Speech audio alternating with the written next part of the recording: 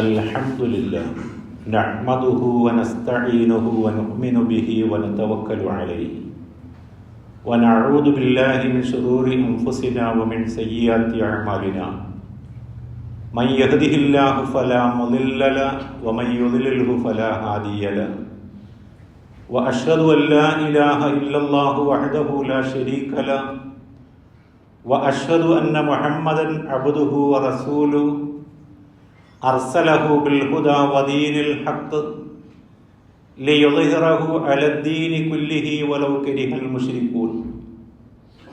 അല്ലാഹുമ്മ സ്വല്ലി അലാ മുഹമ്മദിൻ വഅലാ ആലി മുഹമ്മദ് കമാ സ്വല്ലൈത അലാ ഇബ്രാഹീമ വഅലാ ആലി ഇബ്രാഹീം ഇന്നക ഹമീദും മജീദ്.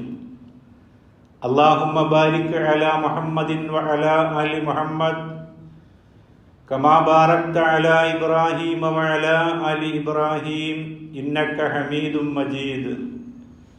അമ്മാ ബഅദു ഫഇന്ന അസ്ദഖൽ കിതാബി കിതാബുല്ലാഹ് വഖൈറസ് സുനനി സുനനു മുഹമ്മദിൻ സല്ലല്ലാഹു അലൈഹി വസല്ലം വശർറൽ ഉമൂരി മുഹദസാത്തുഹാ വകുല്ല മുഹദസത്തിൻ ബിദ്അ വകുല്ല ബിദ്അത്തിൻ ളലാലഹ്. യാ അയ്യുഹല്ലദീന ആമനൂ ഉസീകും അവ്വലൻ ബിത്തഖ്വല്ലാഹ്. അഊദു ബില്ലാഹി മിനശ് ശൈത്വാനിർ റജീം. ബിസ്മില്ലാഹിർ റഹ്മാനിർ റഹീം. യാ അയ്യുഹന്നാസ് ഖദ് ജാഅത്കും മൗഇളത്തും മിർ റബ്ബികും വശിഫാഉൻ ലിമാ ഫിസ് സുദൂർ വഹുദൻ വറഹ്മത്തുൻ ലിൽ മുഅ്മിനീൻ. അള്ളാഹുവിൻ്റെ അടിമകളായ സഹോദരങ്ങളെ, അള്ളാഹുവിൻ്റെ വിധിവിലക്കുകൾ അനുസരിച്ച് ജീവിക്കാൻ എന്നെയും നിങ്ങളെയും ആദ്യമേ ഉണർത്തുകയാണ്, ഉപദേശിക്കുകയാണ്. അപ്രകാരം ജീവിച്ചു മരിക്കാൻ അള്ളാഹു നമ്മെ അനുഗ്രഹിക്കുമാറാകട്ടെ. പരിശുദ്ധ റമദാനിൻ്റെ 9ാമത്തെ പകലിലാണ് നമ്മൾ ഒരുമിച്ച് കൂടിയിട്ടുള്ളത്.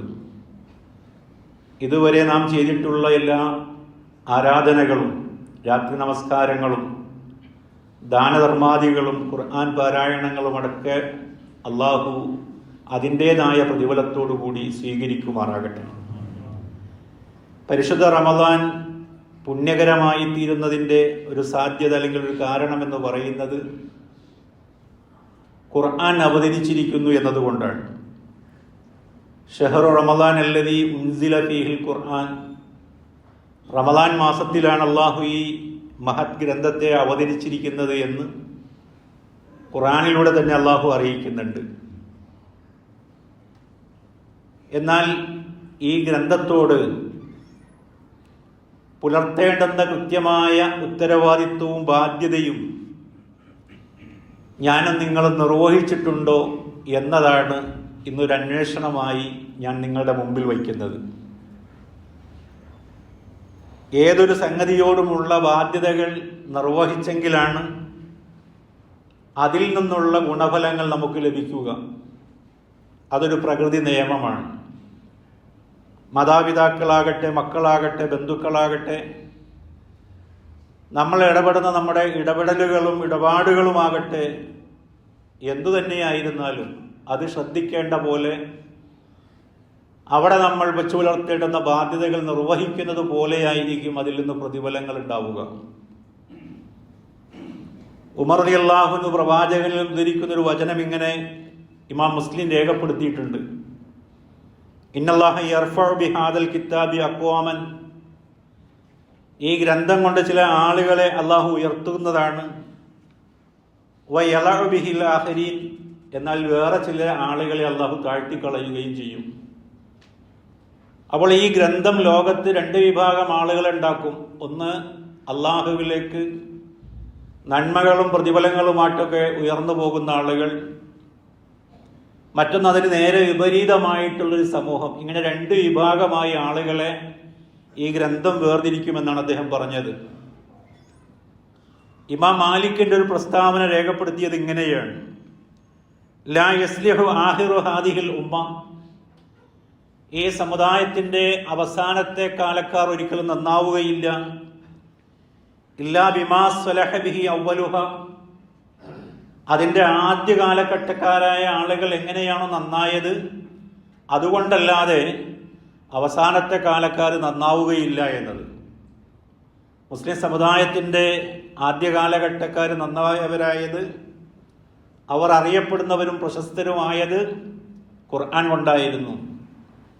അതുവരെ ഒരു ജനവിഭാഗവും തിരിഞ്ഞു നോക്കാത്ത, ഒരു വിപ്ലവവും സൃഷ്ടിക്കാത്ത, നാടോടികളായ, ബന്ധങ്ങൾ മാനിക്കാത്ത, നീതിയില്ലാത്ത, അനീതി പ്രവർത്തിച്ച അക്രമികളായ, മദ്യത്തിനും മദിരാശിയിലുമൊക്കെ മുങ്ങിത്താണ് ഒരു സമൂഹത്തെ ഏറ്റവും കൊള്ളാവുന്നവരാക്കിയത് ഈ ഗ്രന്ഥമാണ് എന്നതാണ്.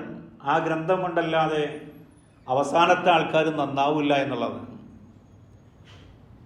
അല്ലാഹുവിങ്കൽ നിന്ന് നമുക്ക് അവതീർണമായതാണ് ഈ ഖുർആൻ എന്ന് നമുക്കറിയാം.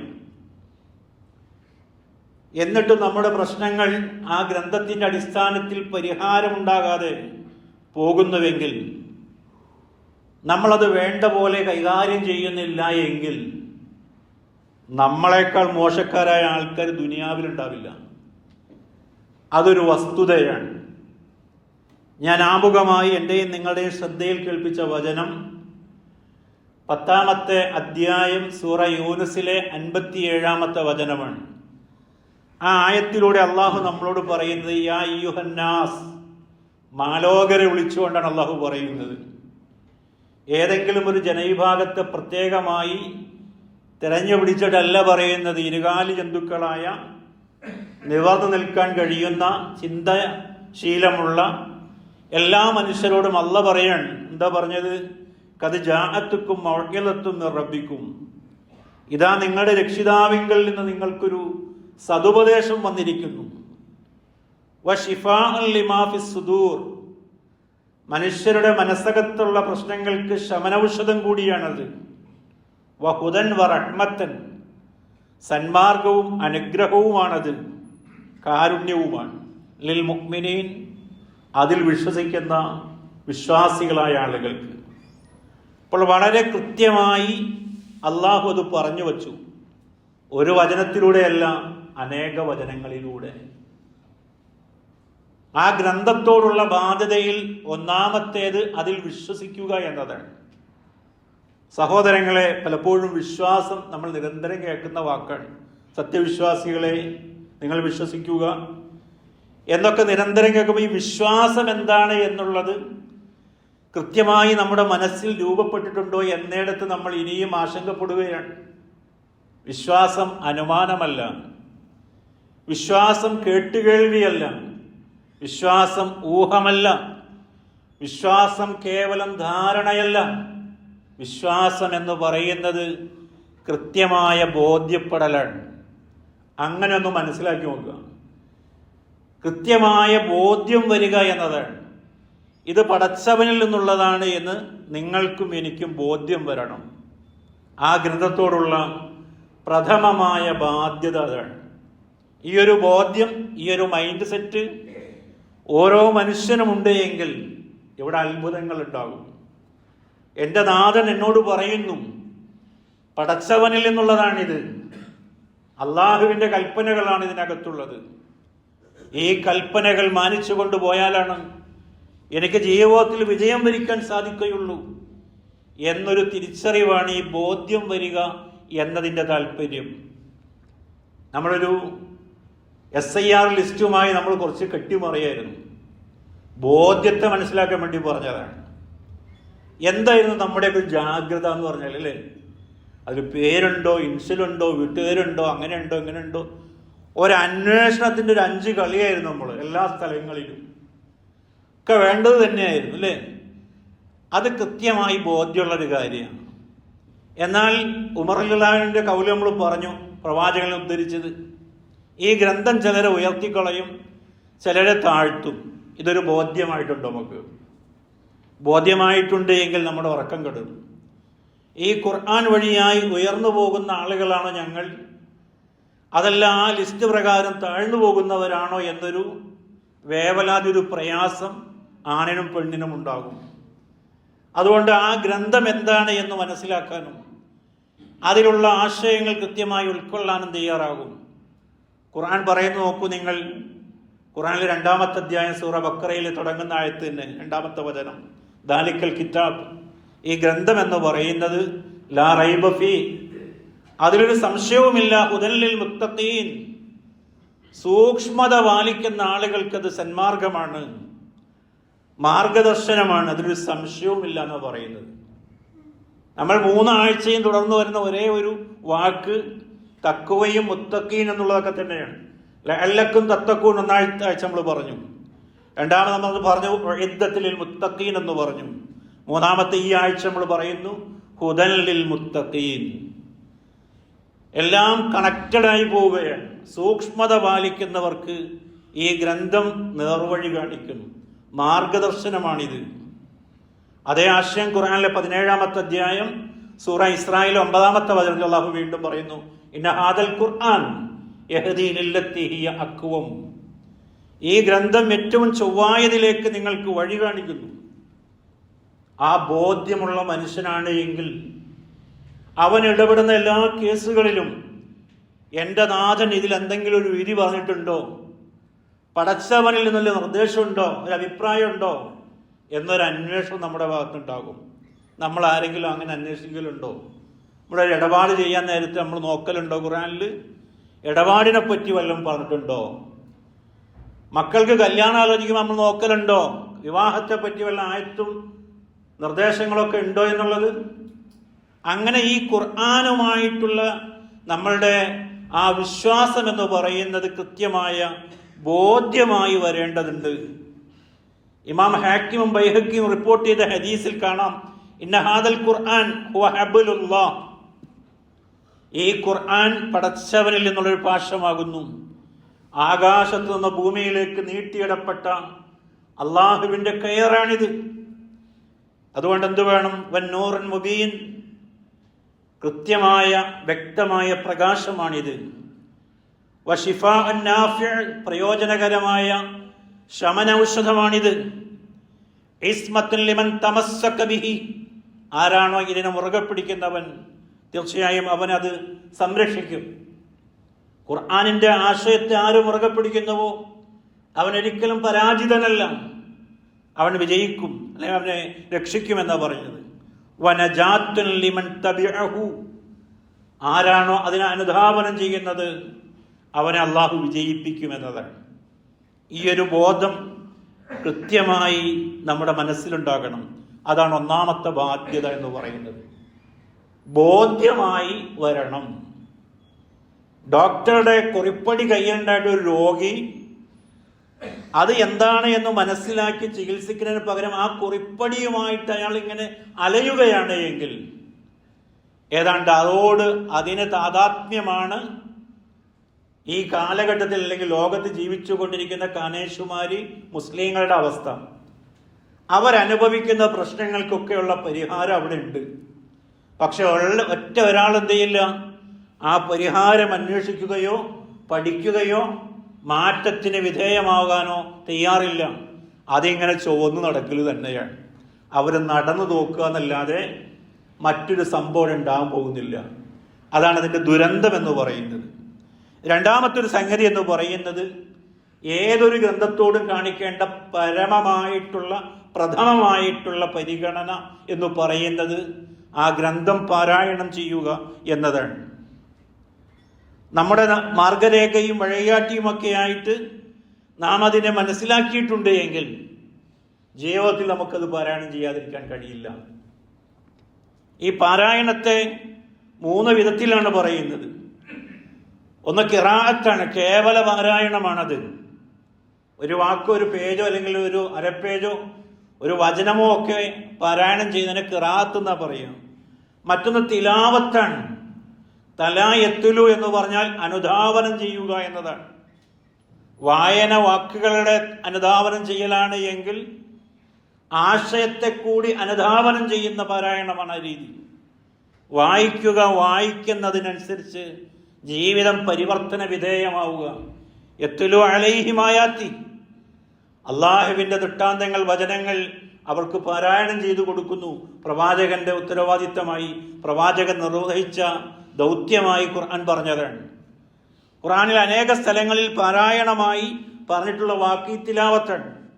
മൂന്നാമത്തെ ഒരു സംഗതി എന്ന് പറയുന്നത് തർത്തീലാണ്.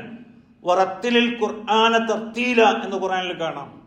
നിർത്തി കേൾക്കാനും മനസ്സിലാക്കാനും പറ്റുന്ന രീതിയിലുള്ള പാരായണമാണ്.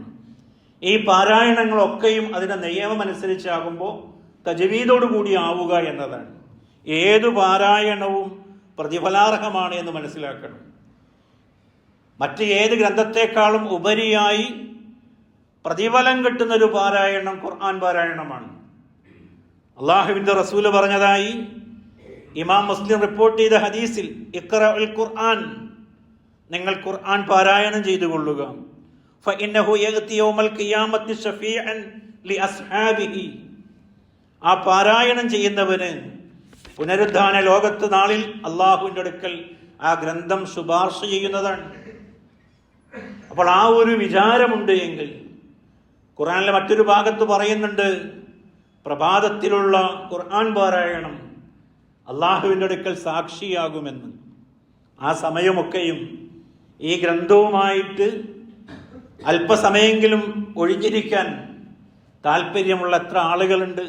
അതാ ഗ്രന്ഥത്തോട് കാണിക്കേണ്ടുന്ന മര്യാദകളിൽ അല്ലെങ്കിൽ ഉത്തരവാദിത്തങ്ങളിൽ, ബാധ്യതകളിൽ രണ്ടാമത്തേതാണ്. ഖുർആൻ അതിനെ സംബന്ധിച്ച് പറയുന്ന വചനങ്ങൾ നോക്കൂ നിങ്ങൾ. 35-ാമത്തെ അധ്യായം സൂറ ഫാത്തിറിലെ 29-ാമത്തെ വചനത്തിൽ അള്ളാഹു പറയാൻ, ഇന്നല്ലദീന യത്ലൂന കിതാബല്ലാഹ്, അള്ളാഹുവിൻ്റെ ഗ്രന്ഥം പാരായണം ചെയ്യുന്ന ആളുകൾ, വ അഖാമുസ്സലാ, നമസ്കാരം നിലനിർത്തുന്ന ആളുകൾ, വ അൻഫഖൂ മിമ്മാ റസഖ്നാഹും സിർറൻ വ അലാനിയ, രഹസ്യമായും പരസ്യമായും പടച്ചവൻ തങ്ങൾക്ക് നൽകിയതിൽ ചെലവഴിക്കുന്ന ആളുകൾ. ഈ മാസം ചെലവഴിക്കുന്നതിൻ്റെ കൂടി മാസമാണ്. നമ്മൾ അങ്ങനെ ഒരു രീതിയുണ്ടോ?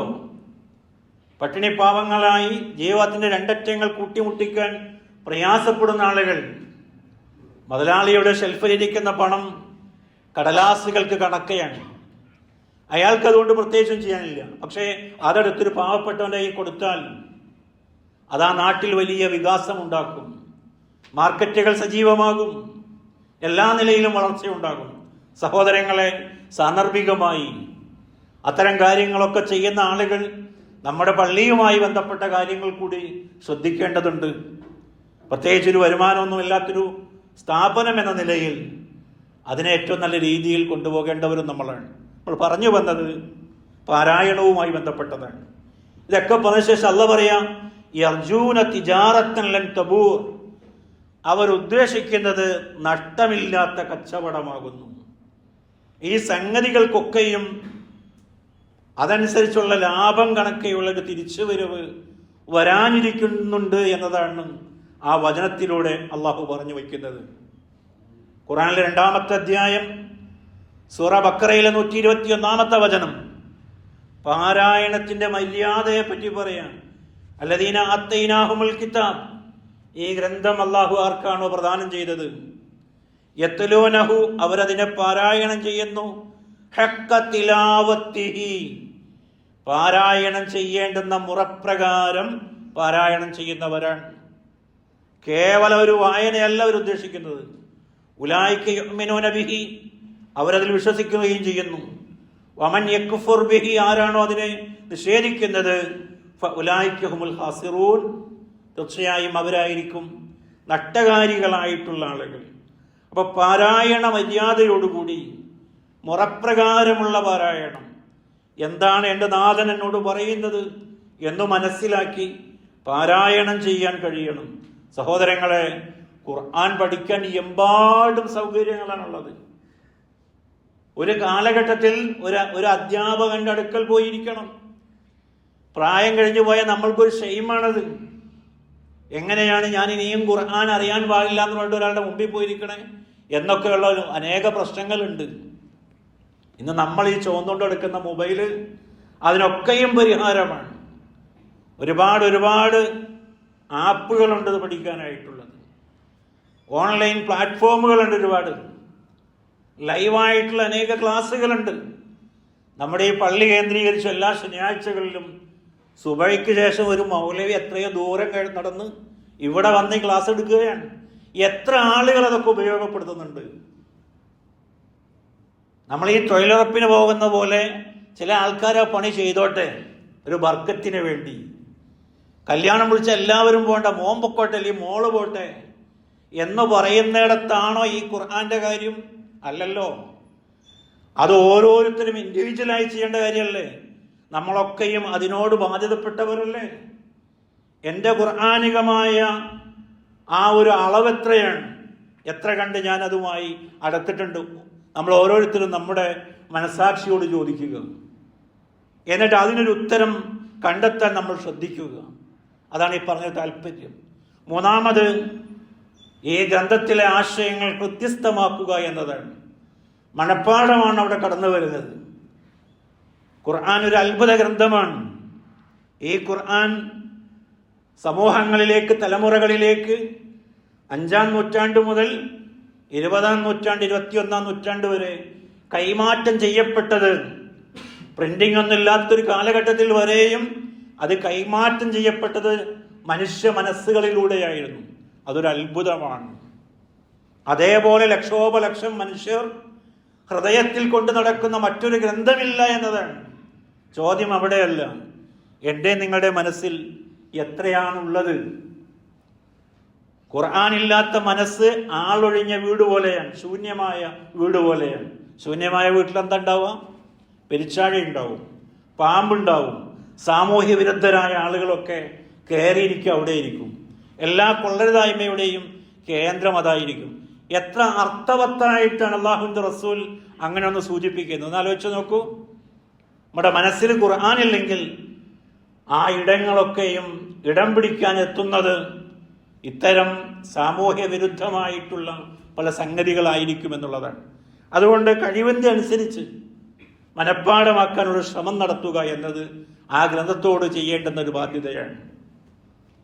മറ്റൊന്ന്, ആ ഗ്രന്ഥം നമുക്കൊരു ആലോചനാ വിഷയമാകണം, ചിന്തിക്കണമെന്നാണ് പറയുന്നത്.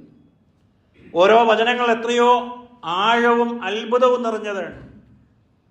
പല മഹാന്മാരായ ആളുകളും ഈ ഗ്രന്ഥത്തിലേക്ക്, അല്ലെങ്കിൽ ഇതിൻ്റെ അനുയായിയായി തീർന്നത് വിമർശനാത്മകമായ പഠനം നടത്തിയിട്ട് കൂടിയാണ്. ആലോചിച്ച് നോക്കൂ നിങ്ങൾ.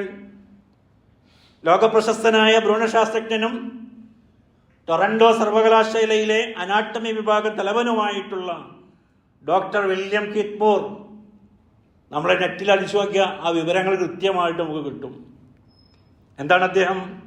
ഖുർആനിലെ 96-ാമത്തെ അധ്യായം സൂറ അലക്കിലെ 2-ാമത്തെ വചനം, ഹലക്കൽ ഇൻസാന മിൻ അലക്, അലക്കിൽ നിന്ന് മനുഷ്യനെ സൃഷ്ടിച്ചവനാകുന്നു അവൻ എന്നുള്ള അള്ളാഹുവിൻ്റെ ആ ഗ്രന്ഥത്തിലെ പ്രഥമ ആദ്യമായി അവതരിച്ച ആ അധ്യായത്തിൽ 2-ാമത്തെ വചനം ഈ ഡോക്ടർ വല്ലാതെ മാറ്റിമറിച്ചു എന്നുള്ളതാണ്.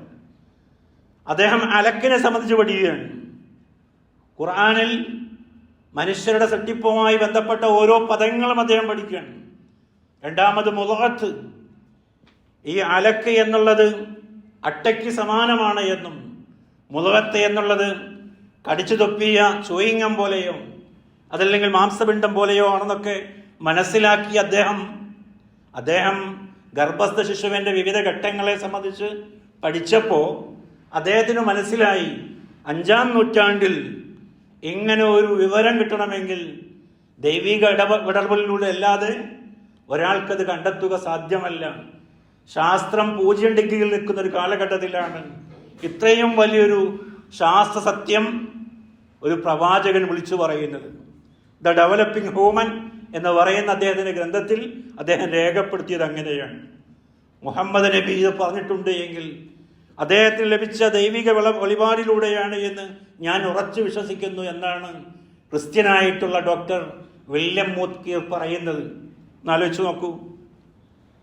ബ്രിട്ടീഷ് പോപ്പ് ഗായകനായിട്ടുള്ള കാറ്റ് സ്റ്റീവൻസ്, പിൽക്കാലത്ത് യൂസഫുൽ ഇസ്ലാം എന്ന പേരിൽ പ്രശസ്തനായ ആ മനുഷ്യൻ, 1976 കാലിഫോർണിയയിലെ ദ്വീപിൽ നീന്തലിനിടെ അദ്ദേഹം കടൽ ചുഴിയിൽപ്പെട്ടു പോവുകയാണ്. ഇനി രക്ഷപ്പെടില്ല എന്നുള്ള ആ ഘട്ടത്തിൽ അദ്ദേഹം മനസ്സിലൊരു പ്രാർത്ഥനയാണ്, ഞാൻ രക്ഷപ്പെടുകയാണ് എങ്കിൽ ദൈവത്തിൻ്റെ ഹിതമനുസരിച്ച് ജീവിച്ചു കൊള്ളാമെന്ന്. അങ്ങനെ അദ്ദേഹം രക്ഷപ്പെടുകയും ദീർഘകാലം അദ്ദേഹം അതിനു വേണ്ടിയിട്ടുള്ള ആ ചികിത്സയുടെ ഭാഗമായി വിശ്രമവേളയിൽ അദ്ദേഹത്തിൻ്റെ സഹോദരൻ ഡേവിഡ് എന്ന് പറയുന്ന മനുഷ്യൻ അദ്ദേഹത്തിന് മുമ്പ് സമ്മാനിച്ച ഖുർആനിൻ്റെ ഇംഗ്ലീഷ് ട്രാൻസ്ലേഷൻ വെറുതെ ഒന്ന് മറിച്ചു നോക്കാൻ തയ്യാറായി. അതുവരെ തൊട്ടു നോക്കിയിട്ടുണ്ടായിരുന്നില്ല. അതിലെ 1-ാമത്തെ അധ്യായം സൂറ ഫാത്തിഹയിലെ 2-ാമത്തെ വചനം ആ മനുഷ്യന്റെ മനസ്സിൽ വല്ലാതെ മാറ്റങ്ങൾ ഉണ്ടാക്കി. അൽഹംദുലില്ലാഹി റബ്ബിൽ ആലമീൻ, ലോകരക്ഷിതാവായ അല്ലാഹുവിനാകുന്നു സർവസ്തുതിയും. മുസ്ലിങ്ങളുടെ ഒരു ഗ്രന്ഥത്തിൽ ലോകരക്ഷിതാവിനെ സംബന്ധിച്ചും മാലോകരെ പറ്റിയുമൊക്കെ പറഞ്ഞിട്ടുള്ള വചനം അദ്ദേഹത്തിൻ്റെ മനസ്സിൽ വല്ലാത്ത മാറ്റങ്ങൾക്ക് വിധേയമായി എന്നാണ് പറഞ്ഞത്. ഇങ്ങനെ അനേക ആളുകൾ ആ പരമ്പര നീണ്ടുപോവുകയാണ്. നോക്കൂ നിങ്ങൾ, ബ്രിട്ടീഷ് എഴുത്തുകാരൻ നോവലിസ്റ്റുമായിട്ടുള്ള ഡോക്ടർ മാർമഡിക് പിത്താള് കേരളത്തിൽ വരുന്നുണ്ട്.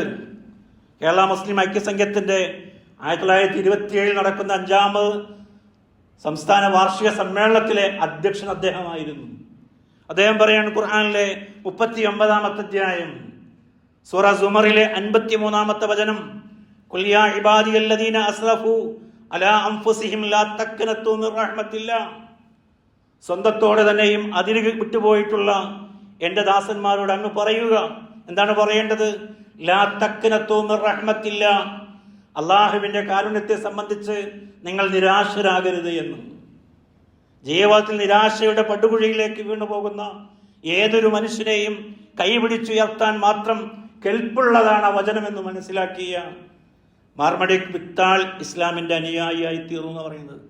പറഞ്ഞു വന്നത് വേറൊന്നുകൊണ്ടല്ല, ഈ ചരിത്രങ്ങളൊക്കെയും നമ്മളെ ആവേശഭരിതരാക്കും, ഉൾപ്പുളകിതരാക്കും, നമ്മുടെ രോമങ്ങളൊക്കെ എഷർത്ത് നിൽക്കും. അതുകൊണ്ട് കാര്യമായില്ല. ഖുർആനിൽ നമ്മളെ സ്വാധീനിച്ച എന്ത് വചനമുള്ളത്? ഇന്ന അദാബ റബ്ബിക ലവാഖിഅ എന്ന് പറഞ്ഞിട്ടുള്ള 56-ാമത്തെ അധ്യായം സൂറ വാഖിയയിലെ ആ വചനം മഹാനായ ഇസ്ലാമിൻ്റെ ഉരുക്കു മനുഷ്യൻ ഉമർ റളിയല്ലാഹുവിനെ വല്ലാതെ പനി പിടിപ്പിച്ചു കളഞ്ഞു എന്നാണ് പറയുന്നത്. എന്നാലോചിച്ച് നോക്കൂ, ഓരോ വചനങ്ങൾ പോലും മനുഷ്യരെ വല്ലാതെ സ്വാധീനിക്കുകയാണ്. ഞാനും നിങ്ങളുമൊക്കെ ഖുർആനിൻ്റെ അനുയായികളായിട്ട് എനിക്ക് ഖുർആനിൽ നിന്ന് ഏറ്റവും ഫേവറേറ്റായി എൻ്റെ മനസ്സിനെ വല്ലാതെ തലോടിയത്, എന്നെ വല്ലാതെ അമ്പരിപ്പിച്ചത്, എന്നെ ആശ്വസിപ്പിച്ചത് എന്ന് പറയാൻ നമുക്ക് നമ്മുടേതായൊരു വചനം ചൂണ്ടിക്കാണിക്കാനുണ്ടോ? ആലോചിച്ച് നോക്കണം. കിതാബുൻ അൻസൽനാഹു ഇലൈക മുബാറക്കൻ ലിയദബ്ബിറു ആയാതിഹി വലിയതദക്കറു ഉലുൽ അൽബാബ്. ഈ ഗ്രന്ഥം അവതരിച്ചു തന്നിട്ടുള്ളത് അനുഗ്രഹം കൂടിയാണ്, അതേപോലെ ചിന്തിക്കുന്നതിനും ബുദ്ധിമാന്മാരായ ആളുകൾ ഉത്ബുദ്ധരാകാനും വേണ്ടിയിട്ടാണ് ഈ ഗ്രന്ഥം അവതരിച്ചത് എന്ന് ഖുർആനിലൂടെ 38-ാമത്തെ അധ്യായം സൂറ സ്വാദിലെ 29-ാമത്തെ വചനത്തിലൂടെ അള്ളാഹു നമ്മെ അറിയിക്കുകയാണ്. അതതിൻ്റെ ഒരു ബാധ്യതയാണ്. ഏറ്റവും പരമപ്രധാനമായിട്ടുള്ള മറ്റൊരു ബാധ്യത എന്ന് പറയുന്നത് ഈ ഗ്രന്ഥത്തിൻ്റെ പ്രയോഗവൽക്കരണമാണ്. ജീവിതത്തിൽ അത് പ്രാവർത്തികമാക്കുക എന്നതാണ്. പ്രവാചകൻ സല്ലല്ലാഹു അലൈഹി വസല്ലമയെ പറ്റി അവിടുത്തെ പ്രിയപത്നി ഉമ്മുൽ മുഅ്മിനീൻ ആയിഷ റളിയല്ലാഹു അൻഹയോട് ചോദിക്കുന്നുണ്ട്, പ്രവാചകന്റെ സ്വഭാവം എന്തായിരുന്നു എന്ന്. അവർ പറയുന്ന മറുപടി കാന ഖുൽഖുഹു അൽ ഖുർആൻ, പ്രവാചകന്റെ സ്വഭാവം ഖുർആനായിരുന്നു എന്നതാണ്. നമുക്ക് ആർക്കെങ്കിലും ചൂണ്ടിക്കാണിക്കാൻ കഴിയോ ഖുർആനാണ് പോകുന്നത് എന്ന്? പ്രവാചകൻ സല്ലല്ലാഹു അലൈഹി വസല്ലം അബൂബക്കറിനെ ചൂണ്ടിക്കൊണ്ട് പറയുന്നുണ്ട് ഖുർആനാണതെന്ന്. ഖുർആനിൽ പറയുന്ന എല്ലാ കാര്യങ്ങളും പ്രാവർത്തികമാക്കേണ്ടത് സ്വന്തം ജീവിതത്തിൽ പകർത്തുകയാണ്. ഖുർആൻ ഒഴിവാക്കണമെന്ന് പറഞ്ഞിട്ടുള്ളത്, നിഷിദ്ധമാണ് എന്ന് പറഞ്ഞത്, മ്ലേച്ഛമാണ് എന്ന് പറഞ്ഞത്, അതൊക്കെയും ജീവിതത്തിൽ നിന്ന് വലിച്ചെറിയുകയാണ്. അങ്ങനെയാണ് ഈ ഖുർആനിനെ പ്രയോഗവൽക്കരിക്കുക എന്ന് പറഞ്ഞതിൻ്റെ അർത്ഥം. പ്രവാചകൻ സല്ലല്ലാഹു അലൈഹി വസല്ലം ഉദ്ധരിക്കുന്നുണ്ട്, തറക്തു ഫീക്കും അംറൈൻ, 2 കാര്യങ്ങൾ ഞാൻ നിങ്ങൾക്കിതാ വിട്ടേച്ചു പോവുകയാണ്. ലൻ തളില്ലു മാ തമസ്സക്തും ബിഹിമാ, അത് 2നെയും നിങ്ങൾ മുറുകെ പിടിച്ചാൽ നിങ്ങൾ ഒരു കാലത്തും വഴിപിഴച്ചു പോവുകയില്ല. കിതാബ് അല്ലാഹ്, ഒന്നാമതായി അള്ളാഹുവിൻ്റെ ഗ്രന്ഥവും, വസുന്നത്ത് നബി, അവൻ്റെ പ്രവാചകന്റെ ചര്യയുമാണത്. ഈ സംഗതി ജീവിതത്തിൽ പ്രാവർത്തികമാക്കണമെന്നതിൻ്റെ കൃത്യമായ ആഹ്വാനമാണ് പറഞ്ഞത്. ഖുർആൻ ചിലരെ കഴുതകൾ എന്ന് വിളിച്ചിട്ടുണ്ട്. കഴുതകൾ എന്ന് വിളിച്ചത് ആരെയാണ്? ജൂതന്മാരെയാണ് വിളിച്ചത്. 62-ാമത്തെ അധ്യായം സൂറ ജുമഅയിലെ 5-ാമത്തെ വചനം. മസലുല്ലദീന ഹുമ്മിലുത് തൗറാത്ത സുമ്മ ലം യഹ്മിലൂഹാ. തൗറാത്ത് വഹിക്കാൻ അള്ളാഹു ഏൽപ്പിക്കപ്പെടുകയും എന്നാൽ അത് വഹിക്കാതിരിക്കുകയും ചെയ്തവരുടെ ഉപമ എന്ന് പറയുന്നത് കമസലിൽ ഹിമാരി യഹ്മിലു അസ്ഫാറ, ഗ്രന്ഥങ്ങൾ ചുമക്കുന്ന കഴുതയ്ക്ക് സമാനമാണ് എന്നത്. അപ്പോൾ ഗ്രന്ഥങ്ങൾ ചുമക്കുന്ന കഴുതയ്ക്ക് സമാനമാണ്. കഴുതയുടെ പുറത്തിരിക്കുന്നത് ഷേക്സ്പിയറിന്റെ നോവലാണോ അതല്ലെങ്കിൽ ഏറ്റവും വിശ്വോത്തരങ്ങളായിട്ടുള്ള ക്ലാസിക്കുകളാണോ കഴുതക്കറിയില്ല എന്നതുപോലെയാണ് ഗ്രന്ഥത്തിന്റെ ആശയം മനസ്സിലാക്കാതെ അതും തോളിൽ വെച്ച് കിടക്കുന്ന ആൾക്കാർ. ആധുനിക മുസ്ലിങ്ങളുടെ ഒരവസ്ഥ എന്ന് പറയുന്നതാണ് മൂർഖം പാമ്പ് ഗ്രന്ഥത്തുമ്മ കയറിയിരുന്ന ആളുടെ അവസ്ഥ പോലെ. എന്ത് സംഭവിക്കും? വേറൊരാളുടെ എടുക്കാൻ നോക്കില്ല. കാരണം അതിൻ്റെ മുകളിലിരിക്കുന്നത് മൂർഖനാണ്. മൂർഖം പാമ്പ് വായിക്കുമോ? അതൊട്ട് വായിക്കില്ല എന്നതുപോലെയാണ് ഈ ഗ്രന്ഥം. ഇത് ഞങ്ങളുടേതാണ്, നമ്മളിങ്ങനെ അള്ളിപ്പിടിക്കുകയാണ്. മറ്റൊരാൾക്ക് നമ്മൾ കൊടുക്കില്ല. വേറൊരാൾ തുറക്കാൻ നമ്മൾ സമ്മതിക്കില്ല. തുറന്ന കണ്ണുപൊട്ടു എന്നാണ് പണ്ട് മുഴക്കെ തന്നെ നമ്മൾ പറഞ്ഞ് ശീലിച്ചിട്ടുള്ളത്. എന്നാലോചിച്ച് നോക്കൂ, പിശാച് നമ്മിൽ എത്ര ഗംഭീരമായി വിജയിച്ചു പോയിരിക്കുന്നു. എത്രയോ തലമുറകളെ ആ ഒരു വിചാരത്തിലൂടെ നയിക്കാൻ പിശാചിന് കഴിഞ്ഞു. ഈ ആയത്തിന്റെ വിശദീകരണത്തിൽ ഇമാം ഇബ്നു ഖയ്യിം പറയുകയാണ്, ദരിബലിൽ യഹൂദി ഫഹുവ മുതനാവിലു മിൻ ഹൈസുൽ മഅന.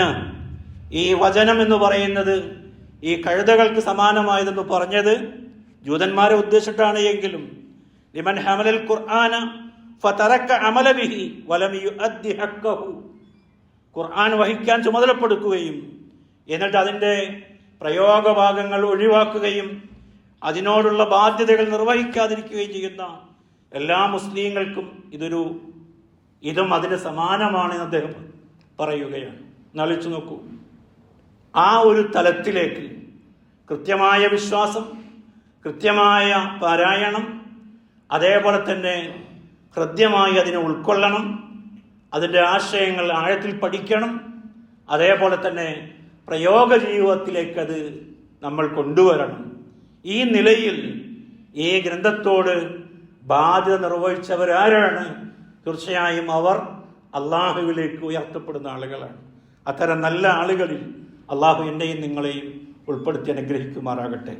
അസ്തഗ്ഫിറുല്ലാഹ ലീ വലക്കും വലിജമീഇൽ മുസ്ലിമീന അസ്തഗ്ഫിറു ഇന്നഹു ഹുവൽ ഗഫൂർ.